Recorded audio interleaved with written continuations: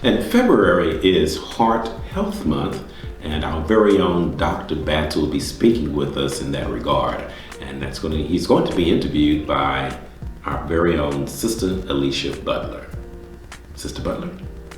Good morning, everyone, and good morning, Dr. Batts. So good to see you again. Excellent. Good morning. Thank you for joining us. So today we're going to talk about the 3 V's. Yes. Yes, excited about that. Vaccine, Veggies, and Vote. That's correct. Yes, and we're having a health fair at Macedonia Baptist Church on Sunday, February the 27th, immediately after church service. So that begins on or around 12:30 p.m. So can you tell us a little bit about the health fair? Yes, definitely. I'm excited that Macedonia Missionary Baptist Church has had the opportunity and privilege to partner with an organization that's important to me. It is the San Antonio Alumni Chapter of Kappa Alpha Psi.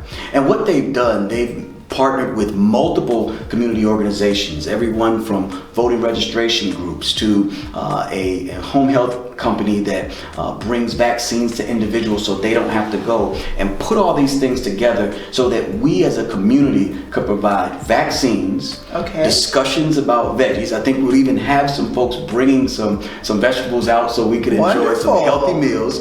And then finally, voters registration, right? Which we know as a community is important, if not now, then ever, right? Exactly. So we really have to push. And so their efforts to collaborate and to coordinate this event have been just mind-blowing. And when I've seen from what they've done at other locations, it's just been exciting for me. That's great, and I think that's so important when we're able to bring these type of services to the community. We are here, we are a church of the community, and we want to make sure that we're providing services to our community. So that's wonderful. So with the vaccination, are they going to be administering first for those individuals that have no vaccinations at all for the COVID? Right. They'll be administering those vaccinations, to your knowledge? Yes, so to my knowledge, they will do the full spectrum of vaccinations. So whether you're a first timer, your second shot, and even your booster.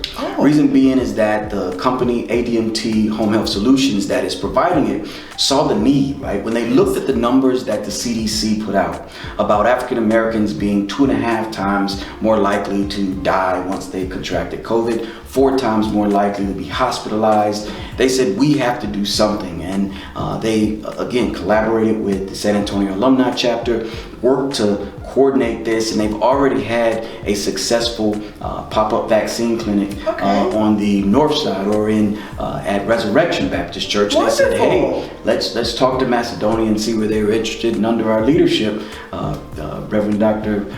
Jerry Wynn Daly, our pastor, he said yes. Wonderful. He said yes, and that really shows his mindset and his forward thinking with regards to providing a service for the community that will really help. Right. And Dr. Batts, do you happen to know, will children, are they allowed to have booster shots as well? Right. And again, we'll have more of the specifics as we reach out, but I know previously, whatever the CDC guidance was in terms of, I know when we did it earlier, there was a limit and we hadn't got the approval for the under 12. Yes. But as those numbers change, the Home Health Care Agency will be able to facilitate that based on CDC recommendations. Wonderful. And will we also be able to actually receive the card? You will. Wonderful. And I can tell you one story from the last one. One of the greatest moments was there was a young child there with his grandmother. Okay. And he was asking questions, and you're happy to get a shot, and you're getting his shot, and his grandmother explained to him. And when he looked up at her and she showed him that card, I mean, you could just see his eyes, and he just said, "Grandma, you're gonna be healthy now." And I mean, just it was just, just very hard. Because everything that he'd heard about COVID, and because kids aren't, they don't close their ears when they see the news and they see the numbers rising and death toll, and he really just in his eyes was that hope and optimism that we all hope to have if we take the right steps to, again, protect ourselves and make sure that we're maintaining all the things that have kept us safe to this point. Great, great. Well, let's move on now to, so that was vaccination. Vaccination. So the second V is veggies. I know. Now this is the one that gets my vote. No, I vote for the vote, right? Yes. But the veggies part was, and I think they did this because they knew I was going to be engaged a little bit more, but we know when we look at diet, the Southern diet is what most African Americans, right, eat, right? No surprise, I'm from North Carolina, you're from Texas, That's right? correct. We eat what we eat.